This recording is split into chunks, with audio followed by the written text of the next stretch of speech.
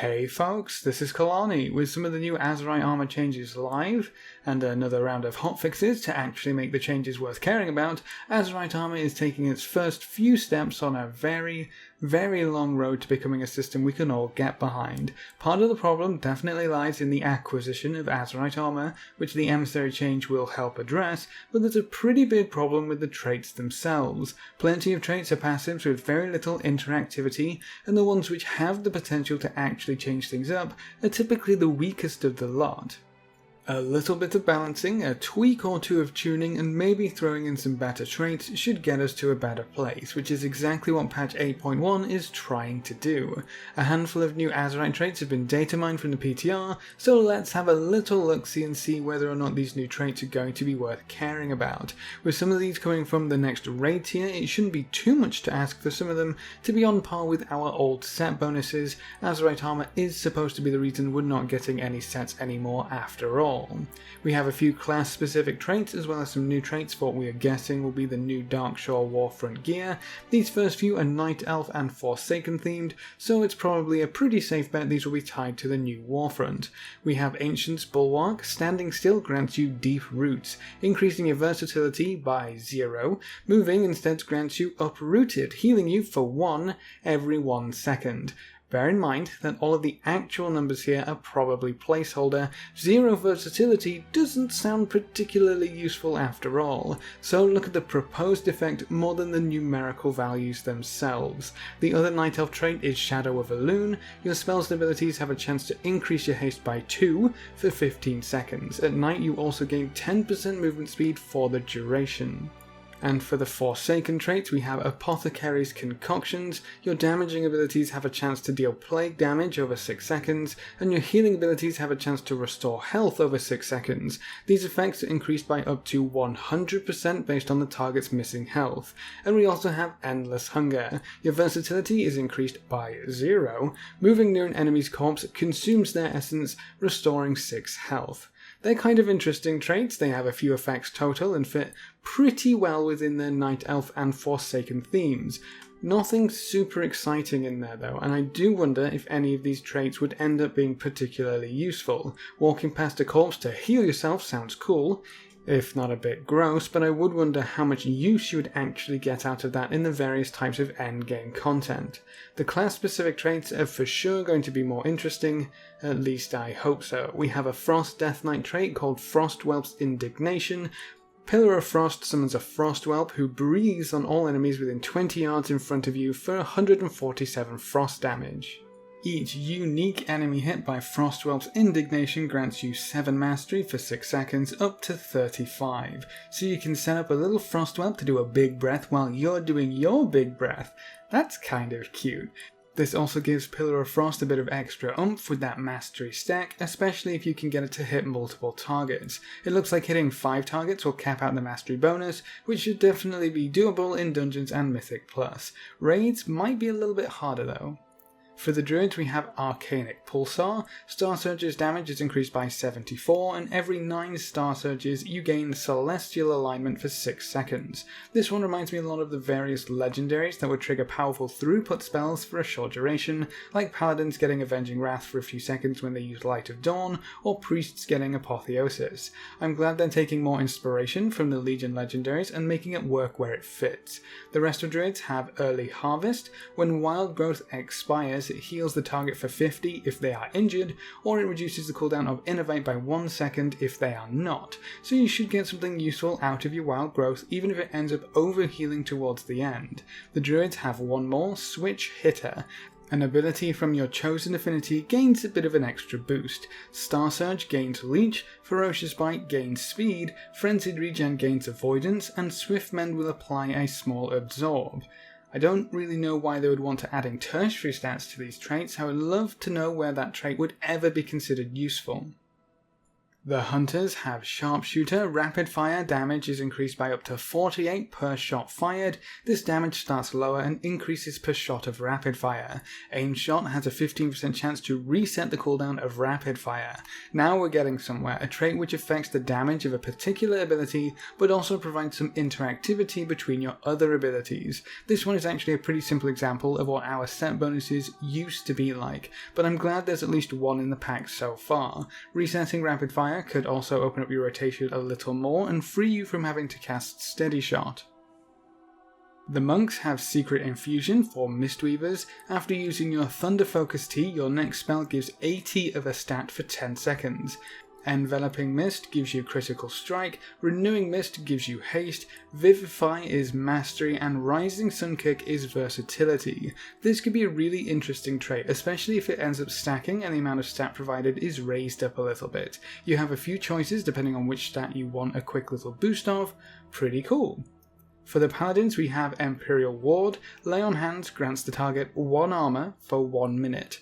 That sounds incredibly useful to me. Personally, I'm running around with 0 armor on, so getting a whole armor on top of that is probably going to save my life sometime. This could be useful if Lay on Hands wasn't a crazy long cooldown, but if the armor value ends up being worthwhile, like a really big chunk of armor for a whole minute, there is some potential there.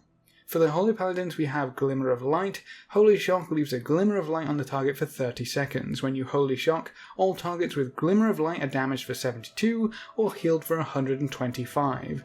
That's pretty interesting and would definitely help cover more of your allies with some small heals. It's kind of annoying trying to figure out how useful these traits could be when almost everything relies on the numbers being tuned properly. This could be an absolutely amazing trait for Holy Paladins, or just really terrible depending on those extra amounts healed. And then for Protection Paladins, we have Righteous Conviction. Your Light of the Protector heals for 220 additional healing, and is always increased by 200% during Avenging Wrath. That makes your wings an even better defensive cooldown as a tank. The 200% Light of the Protector heals should always be a good chunk of your health. Who needs a healer anyways? For the Priests, we have Death Denied. Leap of Faith absorbs the next 1800 damage to the target within 10 seconds. While the shield holds, Leap of Faith cools down 200% faster, potentially making your life grip a very strong defensive cooldown, providing that shield is worth it. Having your life grip come off cooldown faster is only a good thing surely, although I would expect this kind of trait to have been a lesser point on the artifact weapon system rather than a golden trait, if you know what I mean. Seems cool, would be a nice bonus, but probably not the best thing on offer. Holy Priests have Promise of Deliverance for 10 seconds after you cast Holy Word Serenity, Heal and Flesh heal for an additional 81, and reduce the cooldown of Holy Word Serenity by an additional 1 second. If everything in that trait stacks, 3 of these traits could make a Holy Priest an unstoppable single target healer. That's sort of exciting. And then for the Disc Priests out there, Sudden Revelation. Power Word Radiance has a 50% chance to cause your next Holy Nova to deal additional damage, and reduce the cooldown of Power Word Radiance by 5 seconds. That's a pretty good chunk off the cooldown there, and who doesn't want more AoE damage as a Disc Priest? The Rogues have a trait to look at as well, Echoing Blades. Fan of Knives damage is increased by 25. For each of the first 5 critical strikes, it will fire a second spray of knives at that location, dealing 58 damage to enemies within 8 yards. That one sort of confuses me, but seems to be the same kind of deal as the Arcane Explosion Echoes. More AoE damage is always welcome, but perhaps not the most exciting trait among the bunch. For the Shamans, we have Ancient Arc Talisman. While Reincarnation is off cooldown, your maximum health is increased by 37, just to make sure you don't die again. While you're at full health, Reincarnation cools down 50% faster.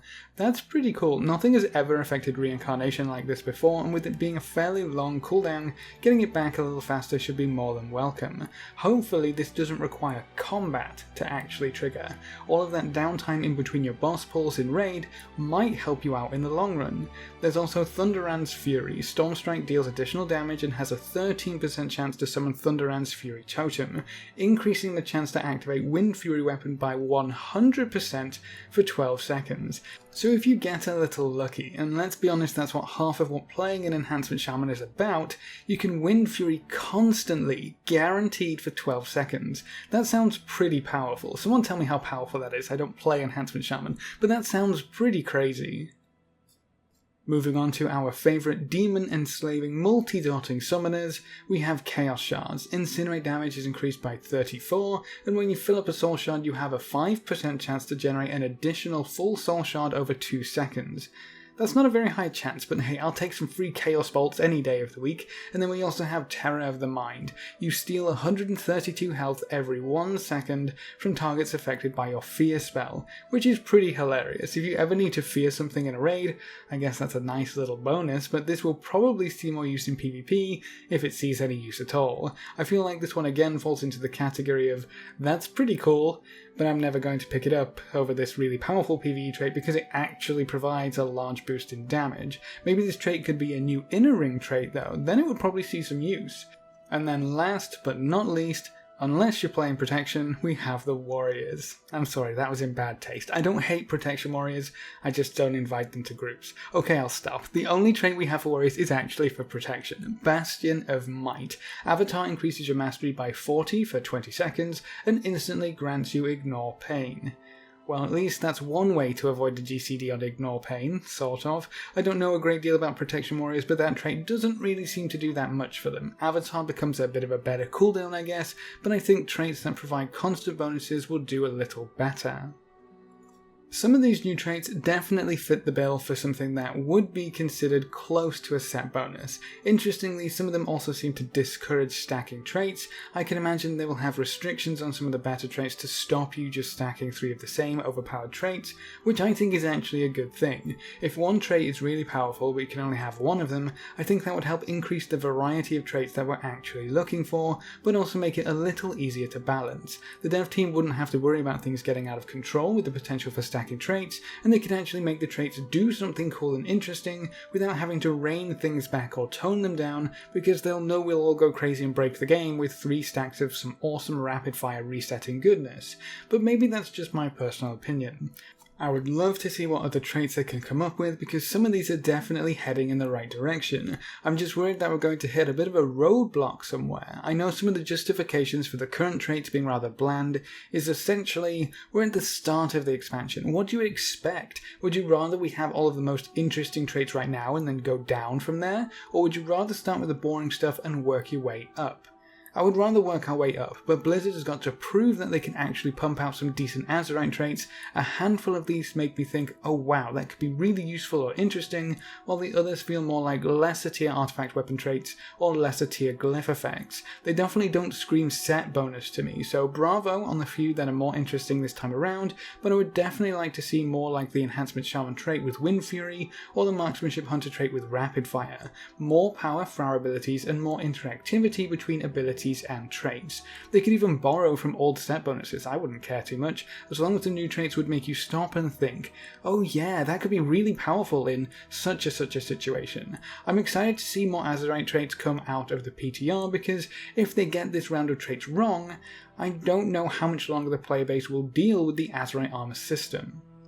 What do you think of the new traits so far? Is there any particular set bonus effect you would like to see return as a trait, or do you have any ideas for some cool traits you would love to see? Leave all your thoughts in the comments section below. A big thank you to all of our supporters over on Patreon. You can see their names floating by on screen. If you want to join these lovely guys and gals, you can find a link in the description below. Remember to leave a like just below the video before you leave. If you want to see more, make sure to subscribe. But apart from that, thanks for watching folks, good luck and have fun, and as always I will see you next time.